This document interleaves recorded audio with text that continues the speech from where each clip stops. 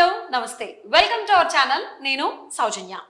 ఇండస్ట్రీలో ఇద్దరు మహామహుల పైన ఒక సైలెంట్ వార్ జరుగుతోంది. ఒకళ్ళేమో డైరెక్షన్లో హైలో ఉంటే ఇంకొకళ్ళేమో సినిమాటోగ్రఫీలో. సో ఎవరు అనంటే అందరికీ తెలిసిందే, సినిమాటోగ్రాఫర్ చోటా కే నాయుడు ఒక ఇంటర్వ్యూలో హరీష్ శంకర్ గురించి ప్రస్తావించడం జరిగింది. సో అది నచ్చక డైరెక్టర్ హరీష్ శంకర్ ఏమో ఒక పెద్ద లెటరే రిలీజ్ చేశారు. అది ఇప్పుడు ఎక్స్ వేదికగా వైరల్ అవుతోంది. మరి ఈ అంశానికి సంబంధించి మనతో మాట్లాడడానికి ఈరోజు మనతో పాటు ఉన్నారు సీనియర్ జర్నలిస్ట్ యజ్ఞమూర్తి గారు ఉన్నారు. వారితో మాట్లాడదాం.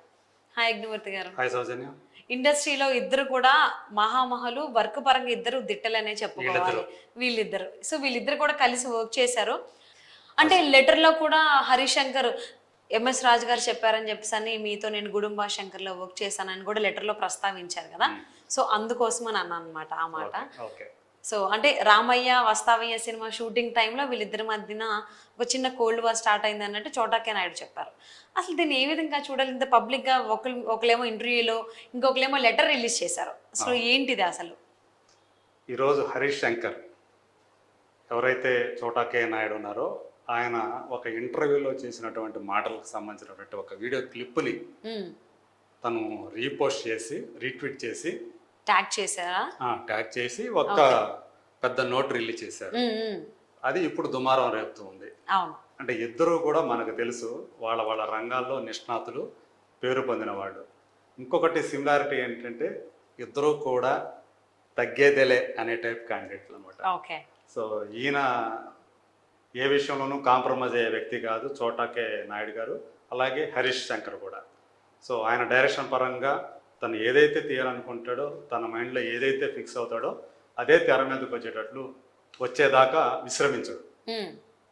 అలాంటి ఆయన ఇప్పుడు తనకు అందులో ఏమన్నాడంటే, అసలు ఆ ఇంటర్వ్యూరు నా గురించి ప్రస్తావించలేదు, నా గురించి అడగలేదు, కానీ మీరు నా ప్రస్తావన తీసుకొచ్చి నన్ను డిఫేమ్ చేసేటట్లు మాట్లాడారు. ఇదే ఫస్ట్ టైం కాదు, ఇదివరకు కూడా చేశారు.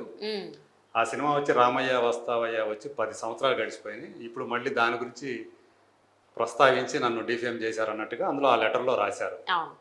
సో యాక్చువల్గా వాళ్ళిద్దరూ కలిసి పనిచేసినటువంటి రామయ్య వస్తయ్య తను డైరెక్ట్ చేస్తే ఈయన సినిమాటోగ్రఫీ చేశారు. అది దిల్ రాజు ప్రొడక్షన్. అందులో ఆ లెటర్లో ఏమని మెన్షన్ చేశారంటే, యాక్చువల్గా మిమ్మల్ని తీసివేయాలన్న ఒక ప్రస్తావన కూడా వచ్చింది, కానీ మిమ్మల్ని గౌరవించి నేను కంటిన్యూ చేశాను అన్నట్లుగా ఆయన ఆ లెటర్లో ప్రస్తావించారు.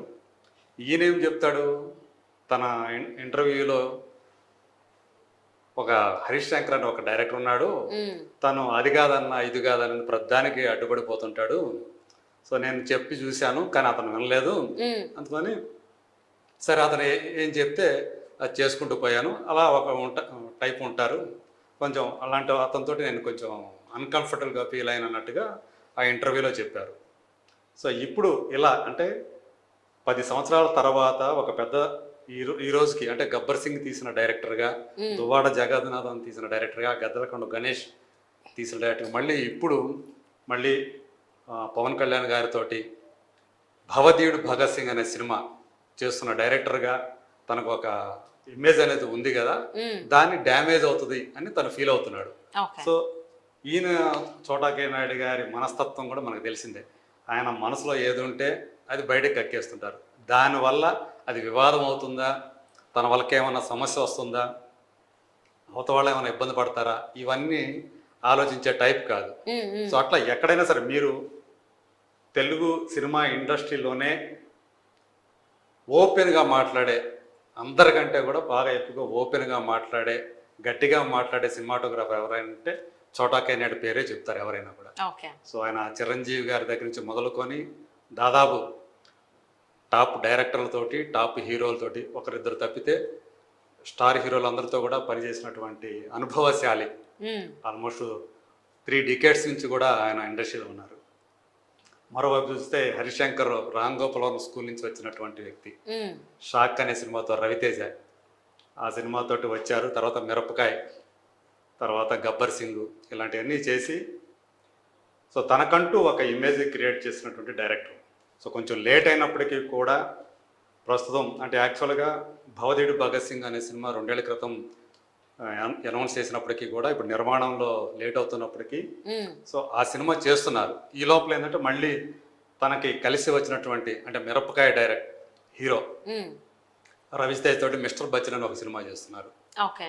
సో ఇప్పుడు ఇలాంటి టైంలో అతని గురించి చోటాకే నాయుడు గారు ఏదైతే ఇంటర్వ్యూలో వ్యాఖ్యలు చేశారో అవి ఇప్పుడు ఇండస్ట్రీ వర్గాలన్నీ అందరినీ కూడా ఆశ్చర్యచకితులు చేశాయని చెప్పాలి. ఓకే. సో కాకపోతే ఏంటంటే సో ఇద్దరికిద్దరే అనే మా టాక్ కూడా వినిపిస్తూ ఉంది. సో ఎవరు తక్కువ కాదు, ఎవరు ఎక్కువ కాదు, ఇద్దరు ఆల్మోస్ట్ ఇద్దరు సమవుజ్యులే ఈ విషయంలో, ఏది తగ్గేదేలే అనే విషయం. అంటే రెండు కత్తులు ఒకే ఊరిలో ఉండవు అనే దానికి వీళ్ళు ఎగ్జాంపుల్ అనొచ్చా?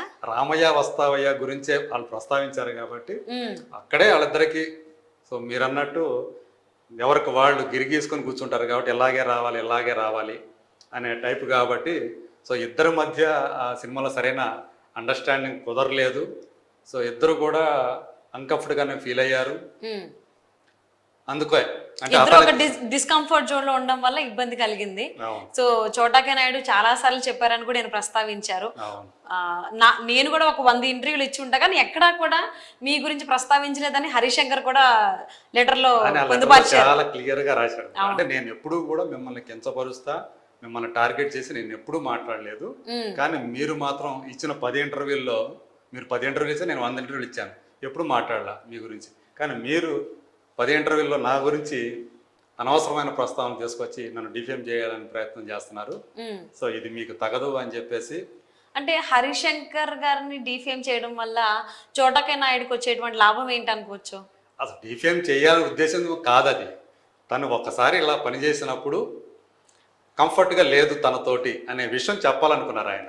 అంటే యాంకర్ ఒక డిస్కంఫర్ట్ జోన్ ఎప్పుడు మీరు వచ్చింది మీకు వర్క్ చేసిన సమయంలో వర్క్ చేసిన వాళ్ళని అడిగినప్పుడు సో ఇతను గురించిన ప్రస్తావన తను యథాలాపంగా చేశాడు. ఓకే. సో తన నోటి వెంట అది వచ్చేసింది. సో వాంటెడ్లీ అయితే చెప్పలేదు చోటాకే నాయుడు. వాంటెడ్లీ కాదు, తను ఓపెన్ గా మనసులో ఏదైతే మనసులో వచ్చేస్తుందో అది మాట్లాడే రకం కాబట్టి, ఓపెన్ టైప్ కాబట్టి అలా తను ఓపెన్ గా మాట్లాడేశాడు. దానివల్ల ఇలా అవుతుందని చెప్పేసి కూడా అతను అనుకోడు బేసికల్ గా.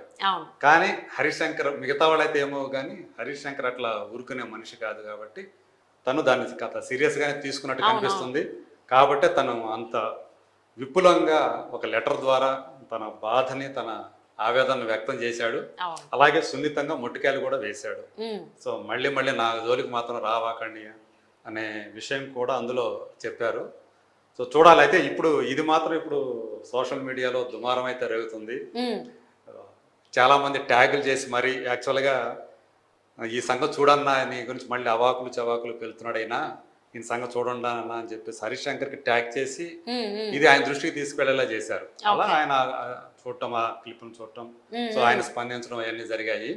సో ఇది ఎంత దూరం వెళ్తుందో చూడాలి. మళ్ళీ చోట ఏమన్నా దీని గురించి ఏమన్నా మాట్లాడతారా, స్పందిస్తారా, హరిశంకర్ ఆ నోటు రాసినటువంటి బహిరంగ లేఖ ఏదైతే ఉందో దానికి మళ్ళీ స్పందిస్తాడా లేదనేది మనం చూడాలి.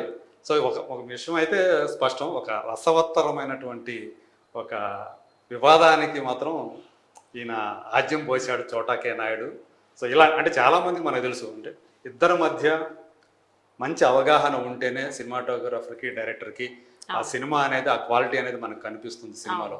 వాళ్ళిద్దరి మధ్య కనుక ఆ కంఫర్ట్ కనుక లేకపోతే, ఆ కంఫర్ట్ జోన్ లేకపోతే ఆ సినిమా ఫలితం కూడా దానికి తెలిసిపోతుంది. సో మేబీ మళ్ళీ రామయ్య వస్తాయి దానివల్లే ఫ్లాప్ అయిందా మనకు తెలియదు. సో ఏదేమైనా సరే ఇలాంటి మాత్రం అవాంఛనీయం, ఇలాంటి రాకుండా చూసుకోవాలి. బట్ దీని తర్వాత అయినా చోటాకే నాయుడు గారు ఏమైనా జాగ్రత్త పడతారేమో, కాబట్టి ఎవరి గురించి అయినా మాట్లాడాలంటే ఒకటికి రెండు ప్రస్తావించకుండా, సో పర్సనల్గా ఎవరి విషయాలు మాట్లాడకుండా, ఒకవేళ ఎవరి గురించి చెప్పాల్సి వస్తే పేరు లేకుండా, పేరు ప్రస్తావించకుండా చెప్తే కొంతవరకు బెటర్గా ఉంటుంది. సో వాళ్ళకి ఎవరికైతే తెలియాలో వాళ్ళకి మాత్రం తెలుస్తుంది, అంతవరకు సరిపోతుంది. అవును, ఎందుకంటే నిజం వాళ్ళకి తెలుసుకోవడం, వాళ్ళకి అర్థమైపోతుంది. ఇది పబ్లిక్ గా చెప్పడం వల్ల అవతల వాళ్ళు స్పందించాల్సి వస్తుంది. హరిశంకర్ కూడా లెటర్ లో కింద పెట్టారు. సో ఇన్ కేస్ కంటిన్యూ చేయాలనుకుంటే, అదే కెలకాలనుకుంటే any time any platform waiting అని పెట్టారు. సో చూద్దాం మరి దీని మీద చోటాకే నాయుడు ఏ విధంగా పాజిటివ్ గా స్పందిస్తారా లేదా ఇంకా కొనసాగిస్తారా ఏంటి అనేది. And thank you so much Agnimurthy గారు.